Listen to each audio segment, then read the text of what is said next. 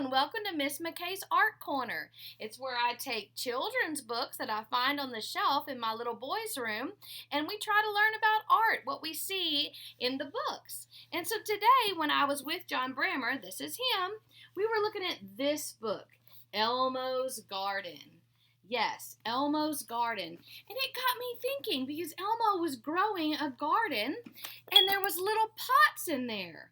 There were little pots like this. And I thought, oh, this reminds me of ceramics and pottery and all the different things that are related to ceramics and pottery. So let's talk about this piece right here. This is a regular old pot that you can use to grow things with dirt, but it's made out of terracotta. And it's made from a manufacturer, so you can buy this at Lowe's, you can buy this at Walmart, and then I have a little soil in here. We're trying to grow strawberries. I don't know how well that's going. So this is what this is. It's a terracotta clay pot.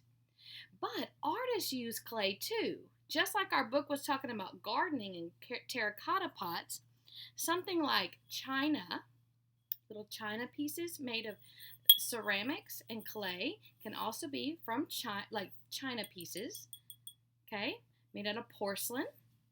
It can also be homemade pieces made in an artist's studio with the glaze. See this dripping piece right here that looks like it's dripping off?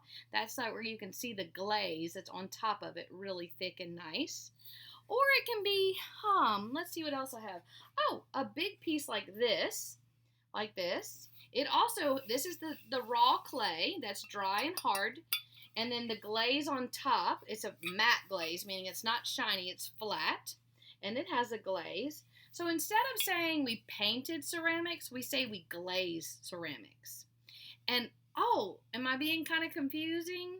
Clay and ceramics and pottery are kind of all the same thing. So if I say pottery, ceramics, clay, and I'm relating it to art, it's all kind of the same terms we can use to interchange. So this is a clay piece that sits in my home.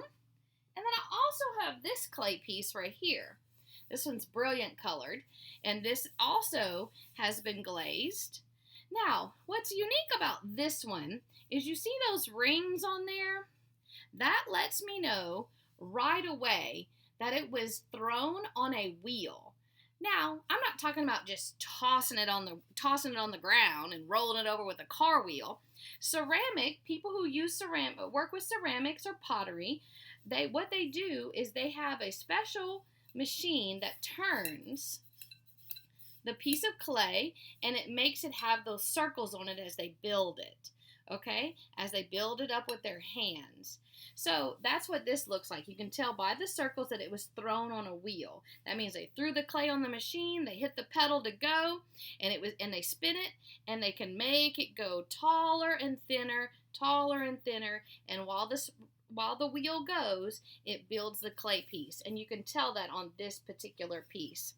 But no matter what kind of clay piece you use, it's all made the same way. Now here's one that my husband made when he was in summer camp many, many moons ago. And you can see it's clay. But all clay has to be baked in a big, huge oven that gets hot, hot, hot, called a kiln. Now sometimes we don't have access to a kiln, so you have to use products like air dry clay, or even you can even use Play-Doh if you can't find any air dry clay. Now this product is called air dry clay. I bought it at Walmart. Okay, so let me show you what it looks like. This is what it looks like when you take it out of the package. And it feels a lot like clay would feel if you were working with clay that made this. So what you would do is you can roll it into a ball. You can break it in half and then roll it into a ball. So let me do this one. Roll your hands together. There's one ball. Set it right there. There's another ball. Oh, man, Miss McCay's starting to make a snowman. Oh, look out. Here's my snowman. Oh man, his head. What happened? Let's try again. Here's my snowman. Oh, his head. That's not good, is it? Let's try again. Smash it down good. Oh, there we go. It's going to drop. What? Well, how do people who work with clay get their clay to stick together when they build something? They have to do a certain technique, and it's really kind of simple.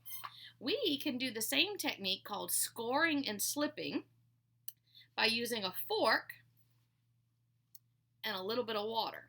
Now, usually people who work with clay use a certain kind of tool to score their clay, but we don't have access to one of those.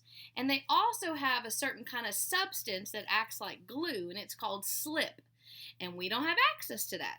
So we're going to use the next best thing, which I use in my classroom, and that's water and a fork. So in order to get my snowman to stick together, I have to score the clay. So what I'm going to do is I'm going to take my fork and I'm going to scrape it. And it's really hard to see on the screen because my clay is white. But what I'm doing is I'm trying to move it around to see if I can get it to show up better. There it is. I'm scraping it. See those little fluffy things? I'm scraping it. Just little lines. And I'm going to put this down. And on the top of the snowman, I'm going to do the same thing. I'm going to scrape it.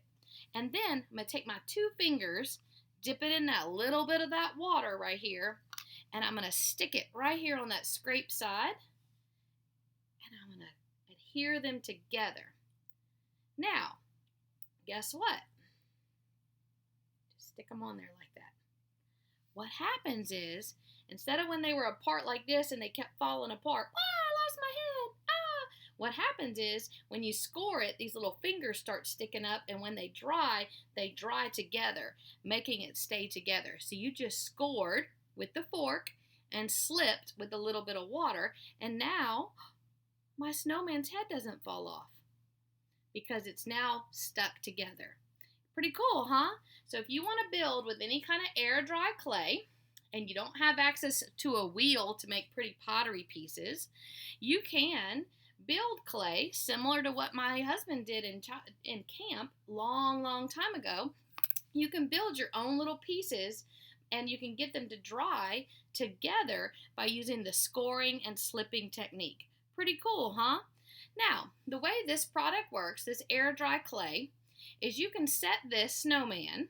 Maybe you want to put a few features on there.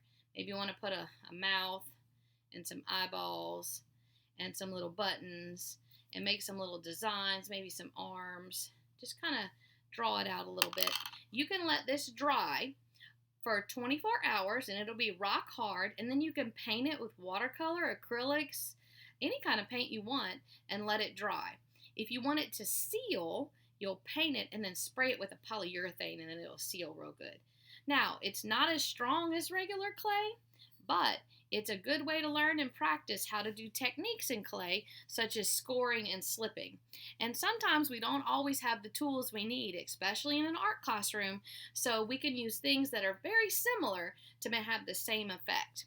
So, though I didn't show you a book too much or pull really big things from a book, I took the great idea from Elmo's garden and him using this terracotta little pot to plant his flowers, and I told you about how things are made with clay by a person who works with clay, or an artist who does scoring and slipping, who throws things on the wheels and uses the glaze and bakes things in a big old oven called a kiln.